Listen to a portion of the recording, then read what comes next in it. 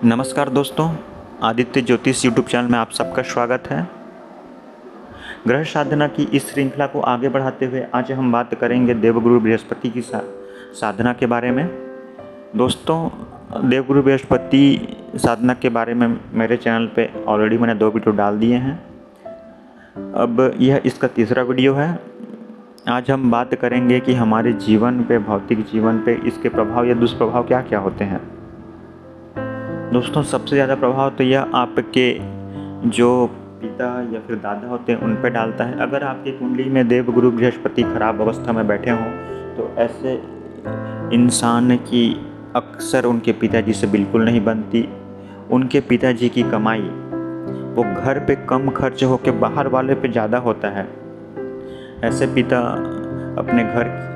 जातक के पिता अपने घर की ओर बहुत कम ध्यान देते हैं और ऐसे जातक के पिता किसी ऐसे काम में उलझ जाते हैं, ऐसी संगत इनको पड़ जाती है कि इनका जो सारा खर्च है वो गलत कामों में लग जाता है। यह इसका सबसे बड़ा दुष्प्रभाव देखने को मिलता है हमारे जीवन पे। ऐसे व्यक्ति को दादा का सुख नहीं मिल पाता, अर्थात कम उम्र में ही इनके दादाजी की मृत्यु या देहांत हो जाती है। देवगुरु बृहस्पति जब खराब हो तो गृहस्थ जीवन अस्त व्यस्त ज़्यादा, दाम्पत्य जीवन बहुत ज़्यादा कठोर हो जाता है। बार बार रिश्तों में तनाव या झगड़ा,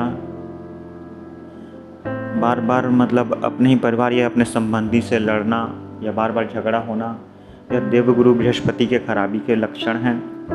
दूसरी बात, अगर आपकी कुंडली में देवगुरु बृहस्पति खराब अवस्था में हो तो आपकी इनकम सोर्स कितनी भी ज़्यादा हो, आपकी कमाई लाखों में हो पर बचत 1 रुपया भी ना रहेगा, उससे ज़्यादा आपके जीवन में कर्ज चढ़ जाएगा।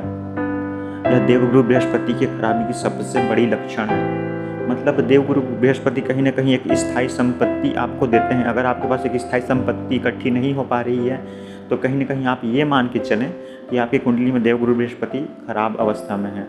दूसरी बात, देवगुरु बृहस्पति जब आपकी कुंडली में खराब अवस्था में बैठे हों तो आप समझ जाइए कि आपका व्यापार यहाँ से मंदा चलना स्टार्ट हो जाएगा।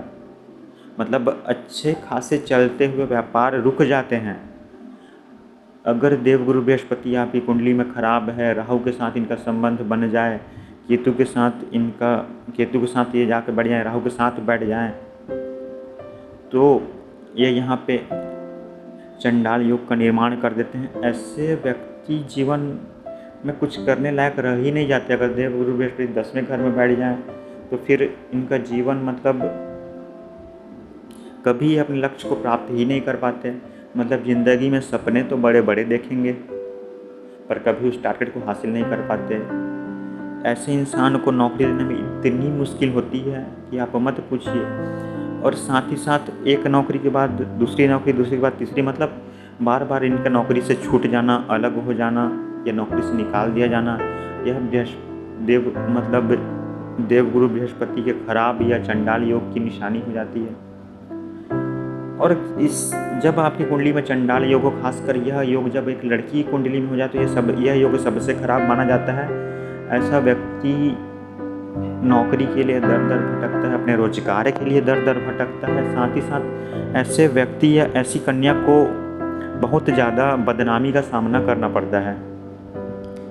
बदनामी मतलब कई बदनामी तो ऐसी होती है जो उनके कर्मों की वजह से, ऐसे इंसान गलत संगत या गलत कर्मों की वजह से बहुत ज़्यादा बदनाम हो जाते हैं। या जो भी काम करते हैं, चाहे वो अच्छा हो या बुरा हो, लोगों की नज़रों से छुप नहीं पाता और ये उस काम में बदनाम हो जाते हैं। दूसरी चीज़, कई बार तो इनको ऐसी बदनामी का सामना करना पड़ जाता है जो काम इन्होंने कभी किया ही नहीं हो। कई बार इनके ऊपर ऐसे केस भी लदते हुए देखे गए हैं जो गुनाह इन्होंने कभी किया ही नहीं हो। इस पे यह चंडाल योग की सबसे बड़ी निशानी है दोस्तों। और यह योग अगर 11वें घर पे बन जाए तो फिर बहुत बुरा होता है, 12वें घर पे तो और ज़्यादा बुरा।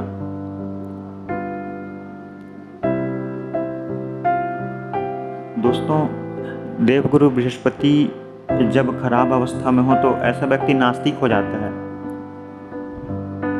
फिर उसका जीवन ही इतना ज़्यादा दुष्कर हो जाता है कि आप सोच भी नहीं सकते। वह कर्जों पे कर्ज से लदते चला जाता है, ना तो उसका व्यापार चल पाता है, ना ही उसे कोई नौकरी मिल पाती है, ना ही किसी और कार्य में सफलता, ना तो वह पढ़ाई लिखाई के क्षेत्र में अच्छा होता है।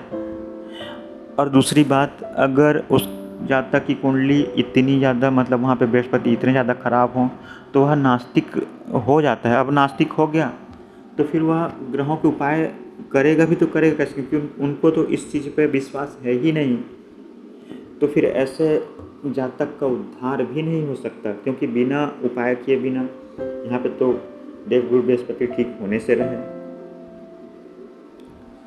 तो अगर कुंडली में देवगुरु बृहस्पति खराब है तो मान के चलो आपके जीवन में सब कुछ खराब हो सकता है। फिर आपको बाकी चीज़ों को सुधारने में और कठिनाई होगी, फिर आप कोई उपाय कर ही नहीं पाएंगे, क्योंकि आपको उन उपायों पर भरोसा ही नहीं होगा। और जब आपके पास उन उपायों को करने पर भरोसा होगा नहीं तो वो उपाय आपके काम करेंगे नहीं। तो इसीलिए कहा जाता है कि कुंडली में अन्य ग्रहों को ठीक करने से पहले अपनी कुंडली में सबसे पहले लग्नेश और देवगुरु बृहस्पति को ठीक कीजिए। जब ये दो ग्रह ठीक हो जाएं तो होता ये है कि आपके जीवन में आत्मविश्वास बढ़ जाता है, अपने उपायों के प्रति विश्वास बढ़ जाता है। और जब उपायों के प्रति विश्वास बढ़ता है तो ऑलरेडी सारे उपाय काम करते हैं, और एक करके आप अपने सारे ग्रहों को ठीक करके अपने जो जीवन में चल रही बुरी बुरी समस्याएं हैं, कठोर दंड के स्वरूप जो आपकी जिंदगी चल रहा है, मतलब जिंदगी इतनी दुष्कर हो गई है कि जीना मुश्किल हो गया है। रात को ढंग से आप सो नहीं पा रहे हैं, खा नहीं पा रहे हैं, खर्चे पे खर्चे बढ़े जा रहे हैं, बचत हो नहीं पा रही है। तो कहीं ना कहीं इसके लिए सबसे बड़े जो जिम्मेदार जो ग्रह हैं वो देवगुरु बृहस्पति ही बन जाते हैं। कहीं ना कहीं इनकी खराबी है। दोस्तों, अगर ये ग्रह अच्छी अवस्था पे होकर पहले घर में बैठ जाए देवगुरु बृहस्पति, तो फिर कहना ही क्या।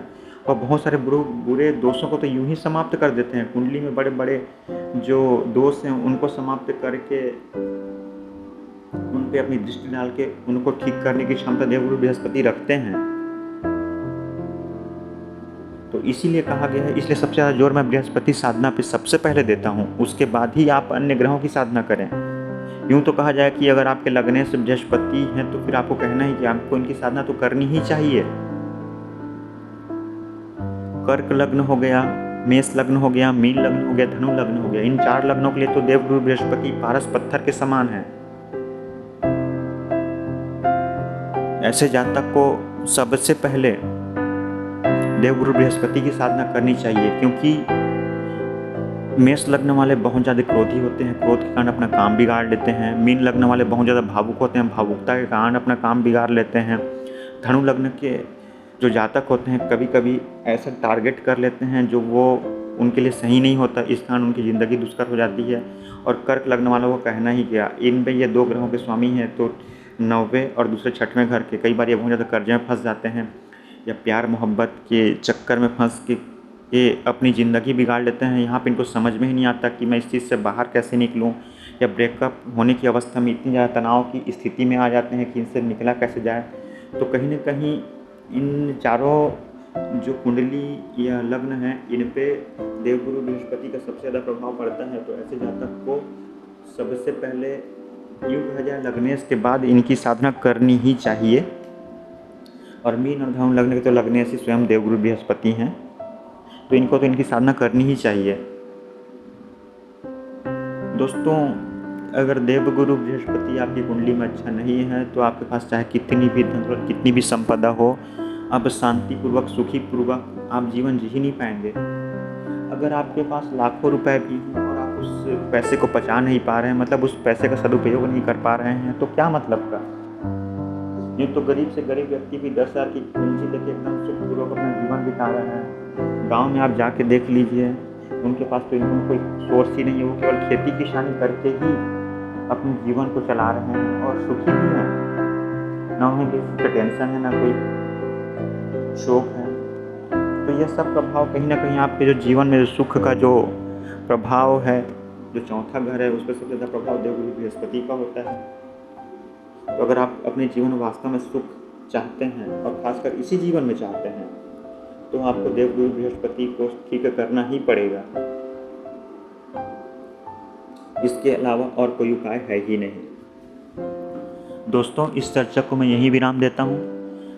अब मैं एक लास्ट वीडियो देवगुरु बृहस्पति के ऊपर बनाऊंगा, जिस पे मैं आपको यह बताऊंगा कि इनको किस कुंडली पे इसका क्या क्या प्रभाव रहता है और उनको ठीक कैसे किया जाए।